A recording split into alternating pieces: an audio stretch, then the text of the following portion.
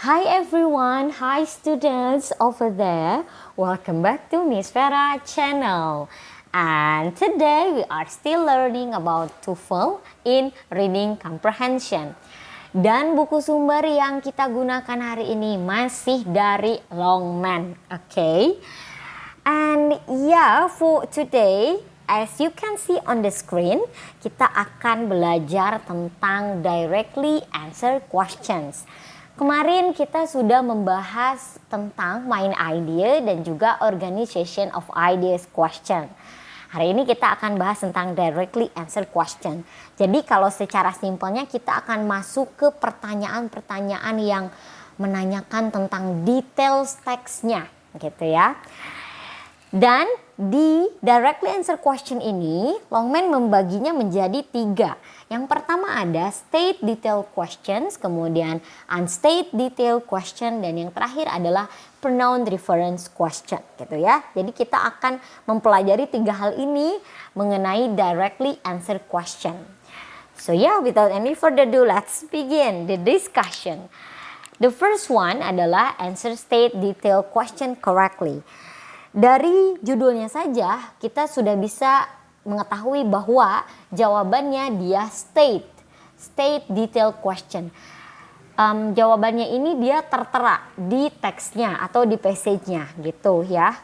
State detail question.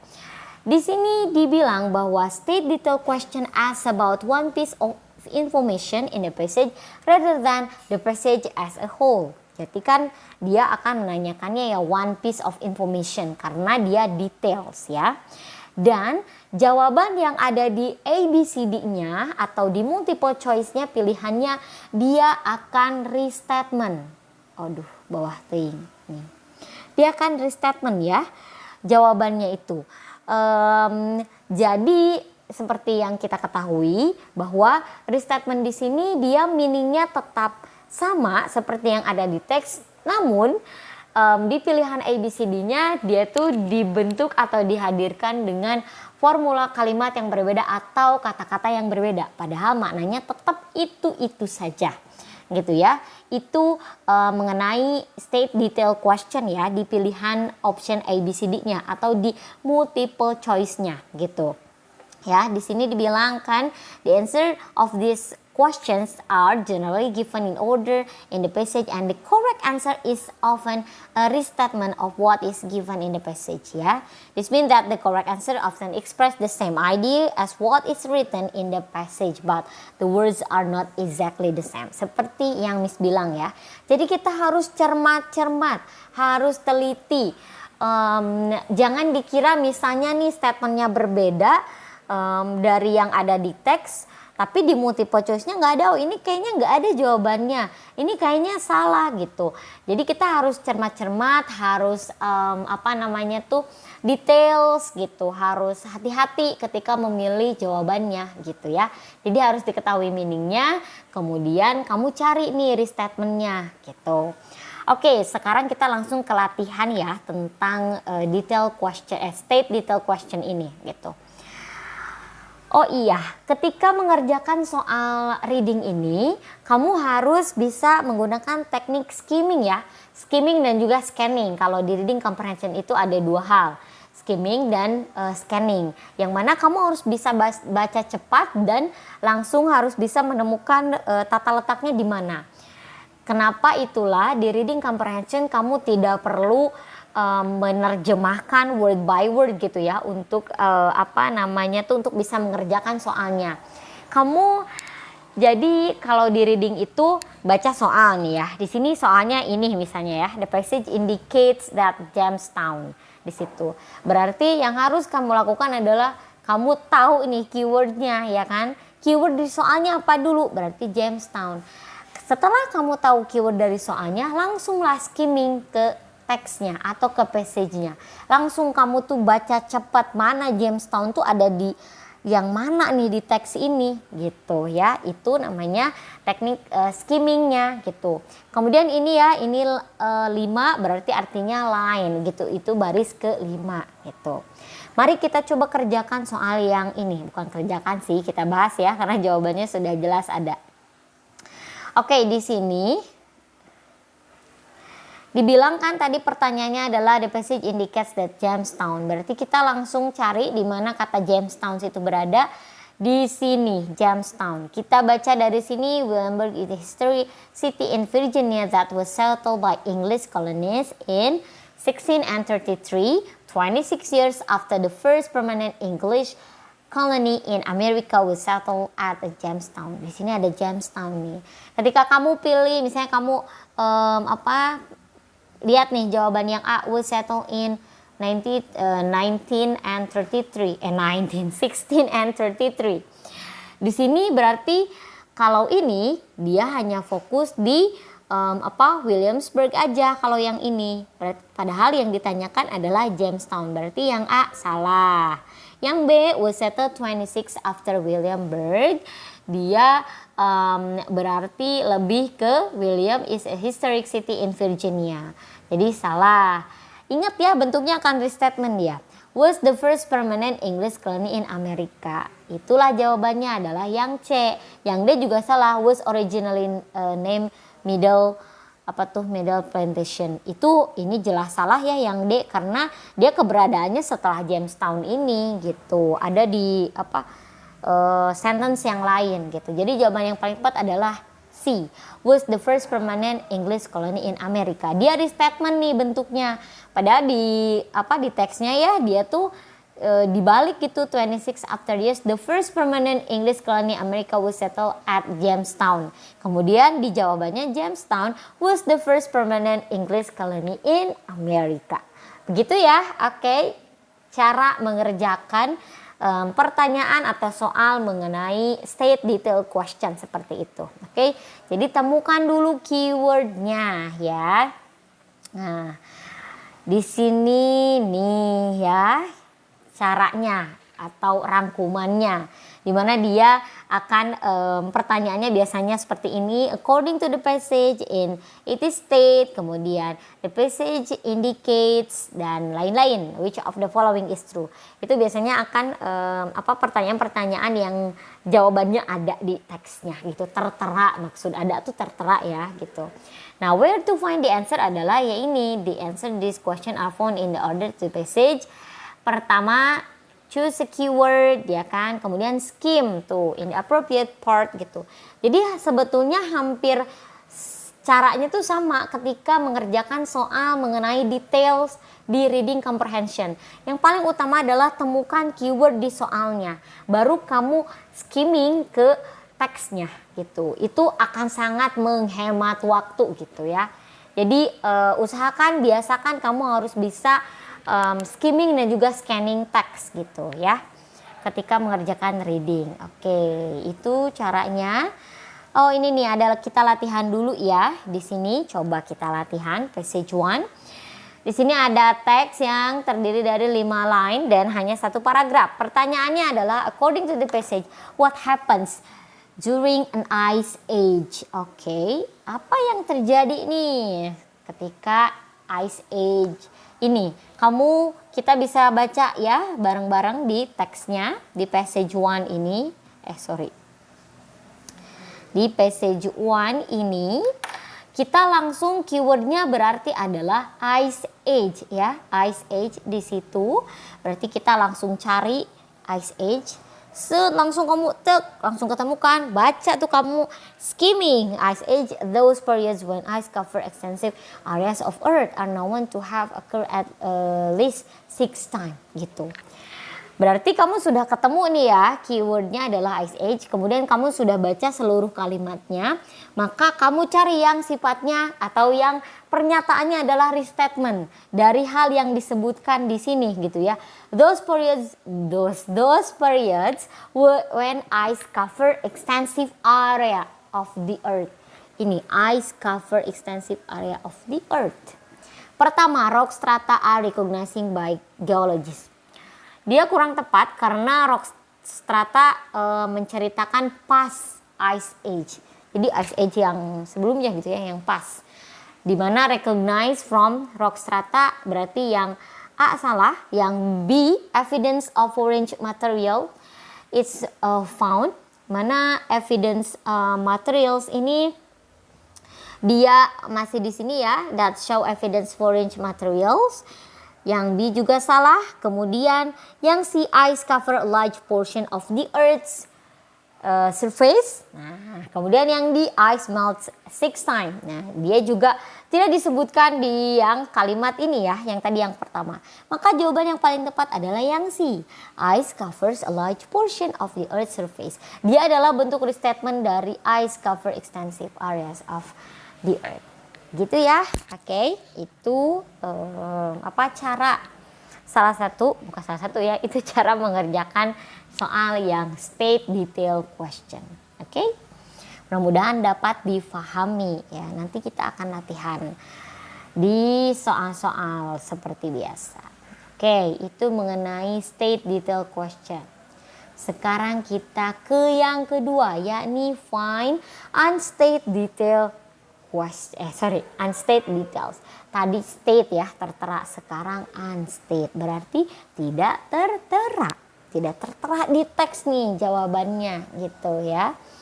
Dan ini biasanya cukup susah ya. Maksudnya jadi tantangan tersendiri gitu. Ketika kita akan menjawabnya gitu. Oke, langsung kita bahas di sini.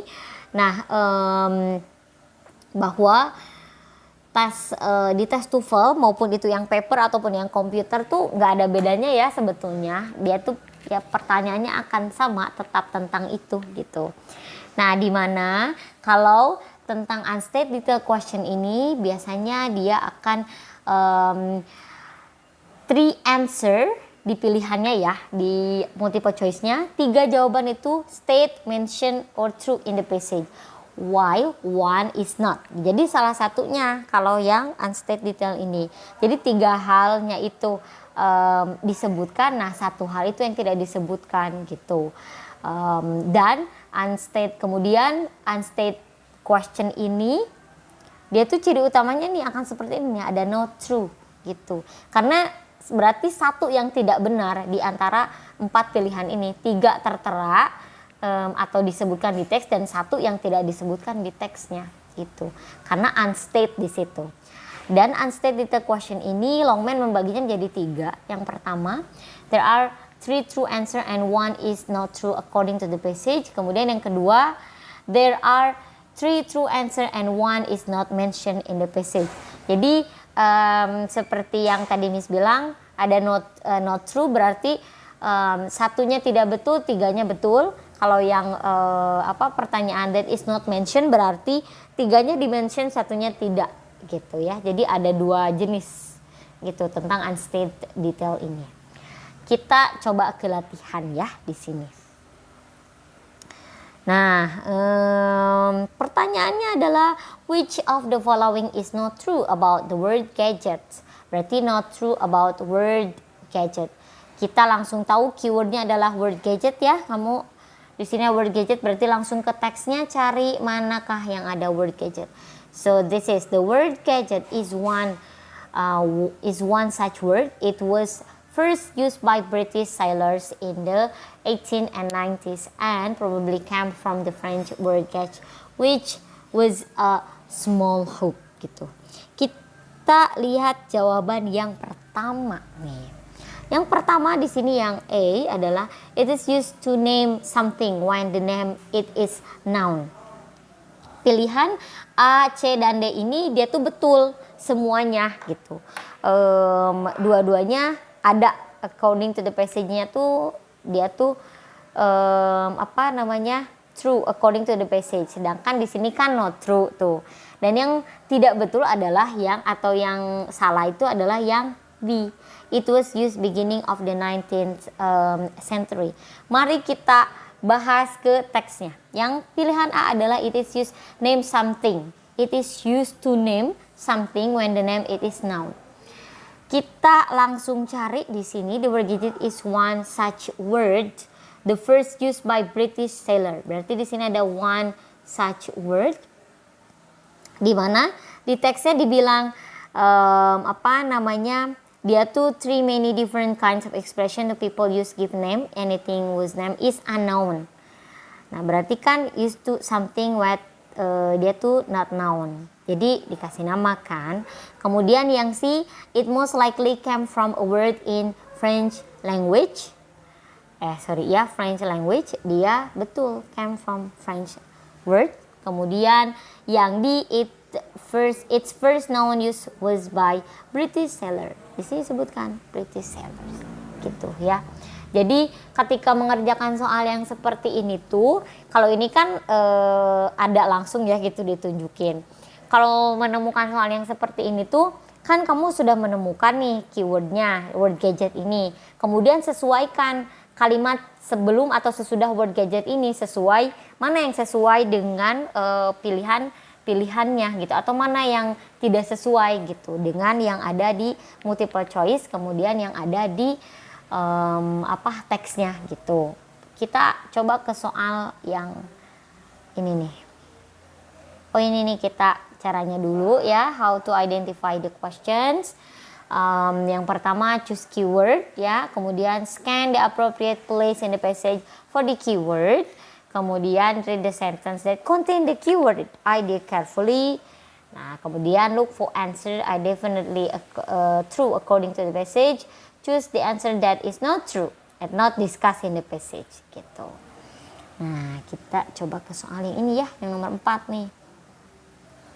Yang nomor 4 di sini, all of the following are true about blood. Berarti ada 3 hal yang true about blood di sini. Oke, about blood plasma. Except, kecuali gitu di sini ya. Keywordnya berarti kita sudah menemukan adalah blood plasma. Kita langsung cari ke teks di manakah keberadaan keyword blood plasma ini. Oke, langsung cari ke sini. Berarti blood plasma is clear. Di sini ada ya blood plasma. Tuh, sudah ketemu about blood plasma. Blood plasma is a clear, almost colorless liquid. Almost colorless liquid. Kita cari nih, it is deeply colored. Kita bisa langsung tahu nih ya. Yang tidak betul adalah yang A. Kenapa yang A, Miss? Coba di sini sebutkan colorless loh. Di sini disebut deeply colored. Berarti not true yang A gitu ya. Sudah pasti itu yang A. Karena jelas-jelas di teksnya disebutkan colorless, ternyata di pilihan dia disebutkan ada colored gitu. Berarti jawaban yang not true itu adalah yang A gitu. Sisanya betul ya. Blood cell have been taken out of it. Dia berarti betul. Kemudian patient are often transfused with it. Jadi kadang sebetulnya kalau kamu sudah bisa langsung menemukan jawabannya tuh, kamu tidak perlu menyesuaikan satu-satu gitu. Seperti misalnya contoh soal yang ini sudah sangat jelas sekali di teks yang disebutkan seperti itu, tapi di multiple choice-nya tidak, berarti itu jawabannya gitu. Jadi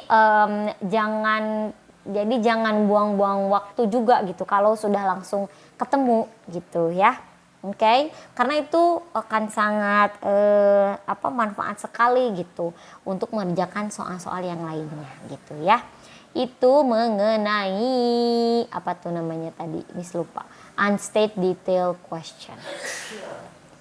Oke, sekarang yang selanjutnya adalah find pronoun reference. Kita akan membahas tentang pronoun reference. Oke, sudah tahu ya pronoun itu apa? Ya, pronoun adalah kata ganti. Dan yang kita tahu kata ganti such as he, she, it, they, kemudian you dan lain-lain. Itu kan sudah termasuk ke pronoun ya. Dimana pronoun ini adalah susah-susah gampang sebetulnya mengerjakan soal pronoun ini. Yang harus berarti pronoun ini dia kata ganti untuk apa? Untuk noun. Nah, berarti dia yang kata ganti ini tuh untuk noun. Berarti kamu harus menemukan noun gitu. Karena dia tuh biasanya noun ini akan ada di awal kalimat gitu. Jadi kita cara mengerjakannya tuh gimana sih, Miss, kalau soal yang pronoun? Cara mengerjakannya adalah kamu lihat kalimat sebelumnya. Kalau soal pronoun nih, misalnya ini ya. The pronoun they in line 5 refers to, di sini ada they ya, they have disjunctive, berarti ini they. Kan pronoun berarti akan mengarah ke yang sebelumnya. Mengarah ke yang sebelumnya berarti dia akan mengarah ke noun. Ada berapa noun di kalimat sebelumnya? Ini udah sebab yang pertama ada disciplines, kemudian ada insects, ya kan? Yang pertama harus diidentifikasi adalah di sini they, berarti they artinya dia untuk plural. Maka noun yang reverse-nya ini adalah berarti plural lagi ya. Kita lihat pilihan-pilihan di sini. Pilihan di sini ada human areas, kemudian disciplines, insects, dan disjunctive fluid. Dimana tiga hal ini tuh dia semuanya plural ya semuanya gitu. Berarti kan ini ada kemungkinan ketiganya adalah jawabannya. Tapi diingat bahwa yang seperti yang disebutkan tadi, nouns itu ada di the first sentence gitu. Jadi biasanya pronoun ini akan mengarah ke noun yang disebutkan pertama di kalimat sebelumnya gitu. The first sentence. Kita lihat di sini ya. Mana ya, kita lihat. Nah, ini. In a pronoun reference question, it is important to understand that a noun is generally used first in a passage and the pronoun that refers it comes after gitu. Jadi biasanya akan ada di awal kalimatnya gitu. Jadi si pronoun yang ada atau yang dimaksud di sini tuh akan mengarah atau reference ke noun yang pertama kali disebutkan di kalimat sebelumnya gitu. Ya, kita lihat ke contoh nih. Ini caranya ya. Untuk pronoun. Jadi kadang yang mengecoh pronoun tuh adalah noun yang ada sebelumnya bang. Jadi di kalimat sebelumnya tuh ada dua noun yang disebutkan. Nah biasanya yang mengecoh itu adalah noun yang kedua gitu. Padahal yang dimaksud oleh pronoun di situ adalah noun yang pertama.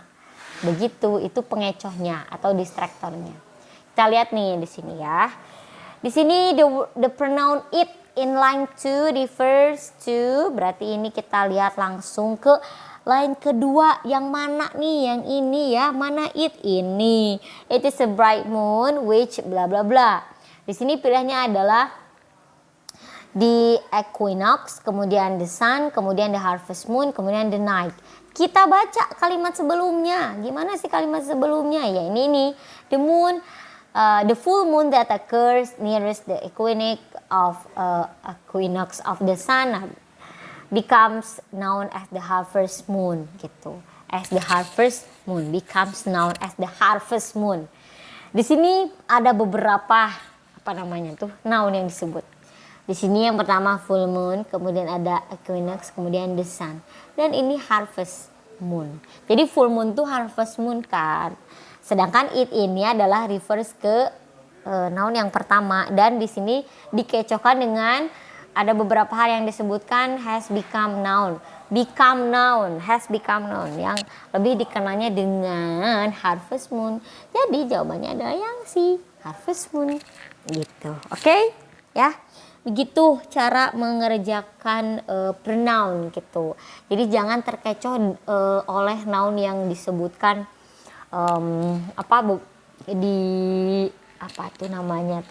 gimana ya cara bilangnya.